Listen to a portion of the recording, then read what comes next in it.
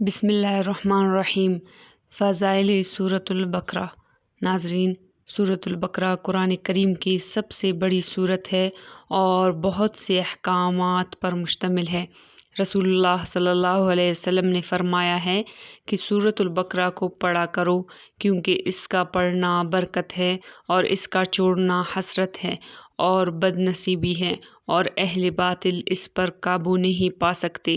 قرطبی نے حضرت معاویہ رضی اللہ عنہ سے نقل کیا ہے، اس جگہ اہل باطل سے مراد جادوگر ہے۔ مراد یہ ہے کہ اس سورت کے پڑھنے والے پر کسی قسم کا جادو نہ چلے گا۔ سورۃ البقرہ کی فضیلت میں یہ حدیث بھی سن لیجئے۔ آپ صلی اللہ علیہ وسلم نے فرمایا، جس گھر میں سورۃ البقرہ پڑھی جائے شیطان وہاں سے بھاگ جاتا ہے، اور رسول اللہ صلی اللہ علیہ وسلم نے فرمایا، سورۃ البقرہ سنام القرآن ہے۔ سنام ہر چیز کے اعلیٰ اور افضل حصے کو کہا جاتا ہے۔ اس کی ہر آیت کے نزول کے وقت 80 فرشتے اس کے ساتھ نازل ہوئے۔ اور حضرت ابو ہریرہ رضی اللہ عنہ کی ایک حدیث میں ہے کہ اس سورت میں ایک آیت ایسی ہے جو تمام آیت قرآن میں اشرف و افضل ہے، اور وہ آیت آیت الکرسی ہے۔ حضرت عبداللہ ابن مسعود رضی اللہ عنہ نے فرمایا کہ سورۃ البقرہ کی 10 آیتیں ایسی ہے کہ اگر کوئی شخص ان کو رات میں پڑھ لے تو اس رات کو جن شیطان گھر میں داخل نہ ہوگا، اور اس کو اور اس کے اہل و عیال کو اس رات میں کوئی آفت، بیماری، رنج و غم وغیرہ ناگواری چیز پیش نہ آئے گی۔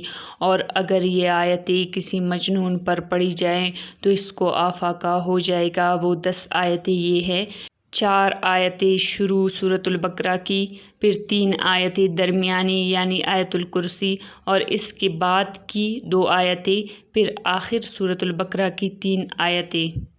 مزید یہ بھی سن لیجئے کہ مضامین و مسائل کے اعتبار سے بھی سورۃ البقرہ کو ایک خاص امتیاز حاصل ہے۔ ابن عربی رحمہ اللہ علیہ فرماتے ہیں کہ میں نے اپنے بزرگوں سے سنا ہے کہ سورۃ البقرہ میں 1000 امر اور 1000 نہیں اور 1000 حکمتیں، 1000 خبر اور قصص ہے۔ یہی وجہ ہے کہ حضرت عمر فاروق اعظم رضی اللہ عنہ نے جب سورۃ البقرہ کو تفسیر کے ساتھ پڑھا تو اس کی تعلیم میں 12 سال خرچ ہوئے، اور حضرت عبداللہ ابن عمر نے یہ سورت 8 سال میں پڑھی۔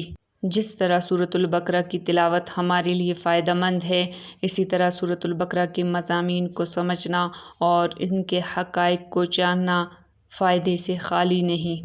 اس لیے اللہ تعالیٰ سے دعا ہے کہ اللہ تعالیٰ سورۃ البقرہ کی تلاوت کی ہمیشہ توفیق عطا فرمائے، اور اس کے ساتھ ساتھ ہمیں سورۃ البقرہ کے احکام و مسائل کی بھی سمجھ عطا فرمائے۔